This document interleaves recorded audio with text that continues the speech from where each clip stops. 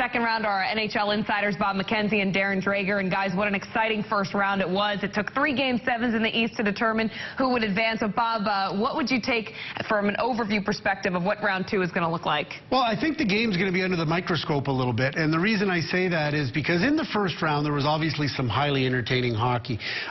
Philadelphia and Pittsburgh was probably the most entertaining. That's because you had 2 attack-oriented teams, a lot of goaltenders making mistakes, but that was high scoring and very exciting. Are we going to get that in the second round? Probably not.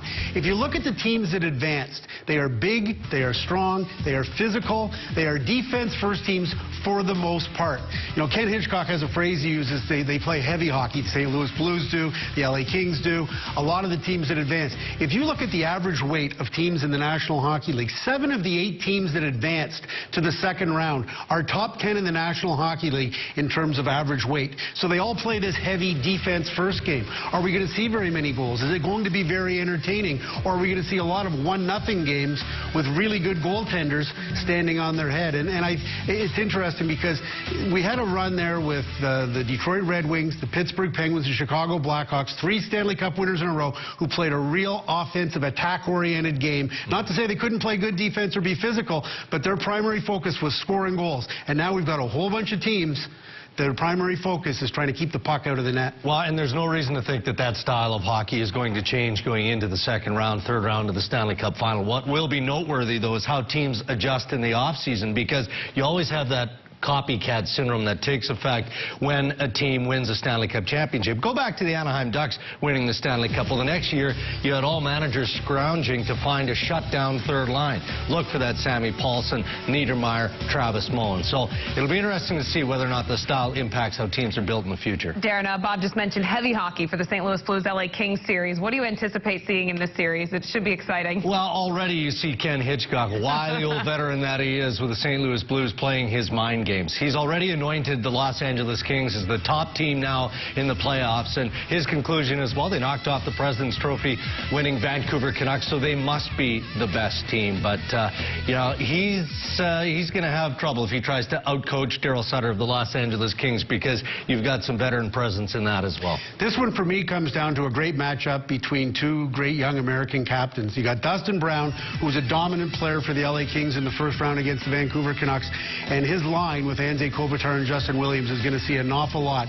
of David Backes, a big, strong, physical shutdown-type defenseman for the St. Louis Blues, along with TJ Oshie, David Perron. So I think that matchup, as much as we'll see it, will define that series. Who wins that battle might well win the series. The #1 team in the East still alive, the New York Rangers. They'll face off against the Washington Capitals, who beat the defending Stanley Cup champ Boston Bruins. So this will be a hotly contested matchup, Bob. It's interesting because what we talked about before about the emphasis going away from offensive hockey to defensive hockey, Washington Capitals are a great example of that. Dale Hunter plays a real shutdown style game. I mean, just look at the minutes Alexander Ovechkin gets or doesn't get if the Washington Capitals are trying to protect the lead.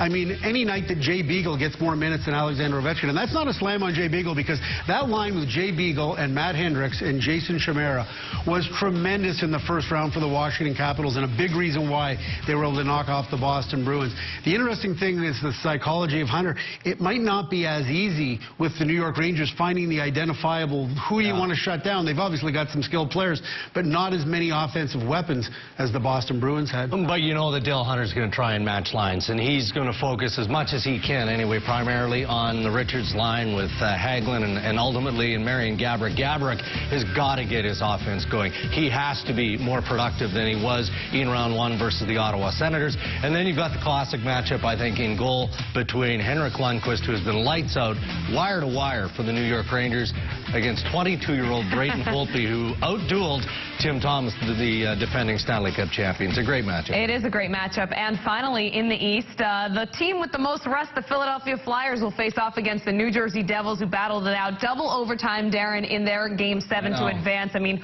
what a matchup this is going to be. They're separated by, what, a mere couple miles on the turnpike? Yes, and you've got all kinds of star status, obviously, in this series. But again, for me, it comes down to the goaltending matchup and all of the drama that could swirl around each crease. And And Martin Brodeur, you know, we criticize Marty Brodeur, of all people, the legendary Martin Brodeur in round 1. He was spectacular in the deciding game, Game 7, for the New Jersey Devils. Yet he's going to face Ilya Bryzgalov of the Philadelphia Flyers in the sketchy goaltending that we saw from Philadelphia in the series versus Pittsburgh. So I'm captivated by it anyway. I want to see how much Marty Brodeur has left. I believe he's got a lot left, and I'm curious to see what Ilya Bryzgalov is going to throw into this series, both on and off the ice. The funny thing about this series for me is that the stereotypes kind of go out the window. I mean, any series involving the New Jersey Devils, historically you would always say, oh, there's a defensive-minded shutdown type series. This series actually, in my opinion, of the 4, has the best chance for pure offensive hockey. And the Devils are a surprisingly offensive team. Peter DeBoer really tried to ramp up their offense this year, and they scored goals from a lot of other different sources. I mean, they got great contributions from their 4th line.